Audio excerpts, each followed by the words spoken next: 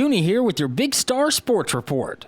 The first state 7-on-7 tournament was held in 1998 and consisted of 32 teams of all sizes competing in one division. In subsequent years, the tournament field was expanded to 64 teams. In 2007, the tournament was divided into its current format of two divisions, each consisting of 64 teams. Snyder is making their third trip to the state tournament, and Big Star Sports caught up with Snyder athletic director and head football coach James Polk to ask him what is different about 7-on-7 football. The UIL doesn't allow coaches to coach their kids in the summer. Now, we can coach 6th grade, but we can't coach, 7 through 12. And some years back, they started doing these 7-on-7 tournaments. I equate it to open gym.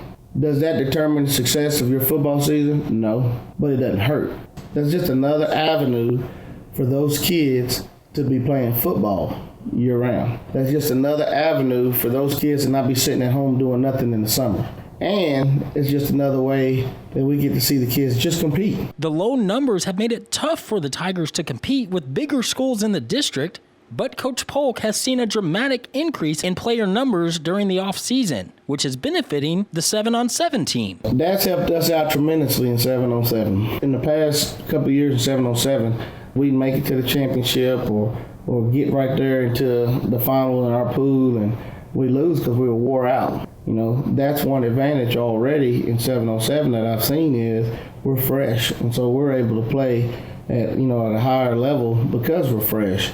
And, when you're playing Big Spring, Abilene, Wiley, and Stephenville and Brownwood, and they roll out 50, 55 kids, and, we roll out 26 last year, you're at a big disadvantage as far as just having fresh, available players. I think with our numbers improving, especially on the skill side, we got 20 skill kids going down to the state championship in 7-on-7.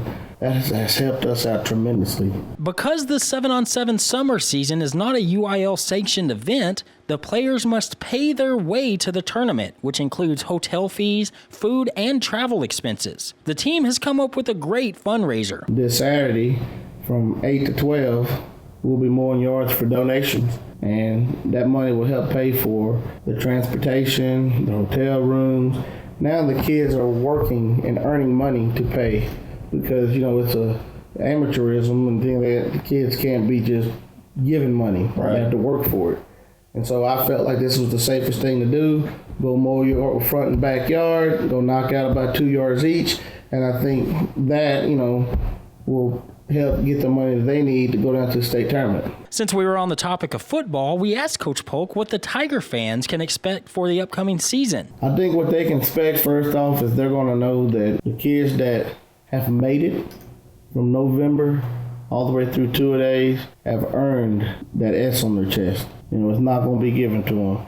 There's been a lot of great players and a lot of great coaches that have come through this program.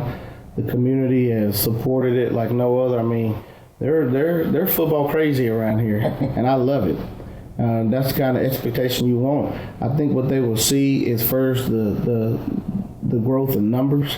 If the numbers grow, that means there's even more families involved. If there's more families involved, that means there's more talk in the community, and that means there's even more support. Right. And so I think they're going to see that. I think they're going to see an enthusiasm, a pride. They're going to see heightened anticipation, heightened enthusiasm. We're going to have fun, but we're going to get after it. I know they're going to see that we've gotten bigger, we've gotten stronger. We also talked a little bit about the Lineman Challenge. Oh, man, I love watching that. If you've never seen the Lineman Challenge, you need to go check one out. As a matter of fact, we're in one this Saturday at Lubbock Cooper, and it's a big one. There's like 18 teams, and, we've won the West Texas Lineman Challenge 3 years in a row, and I'm really excited to see what the big boys are going to do.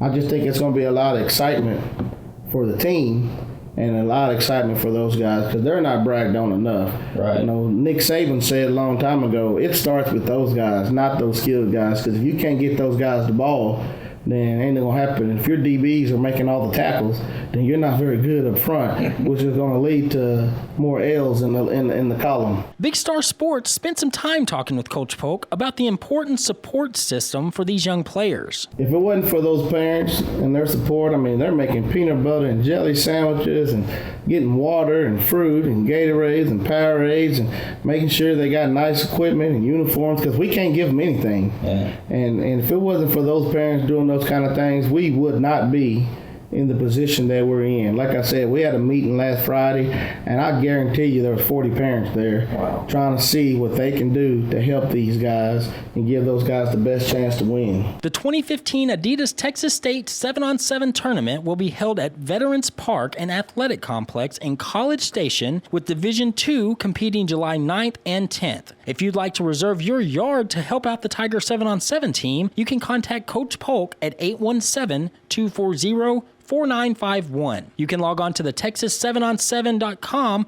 or our Big Star Radio Group Facebook page for more information. This is Gooney in the Big Star Sports Center.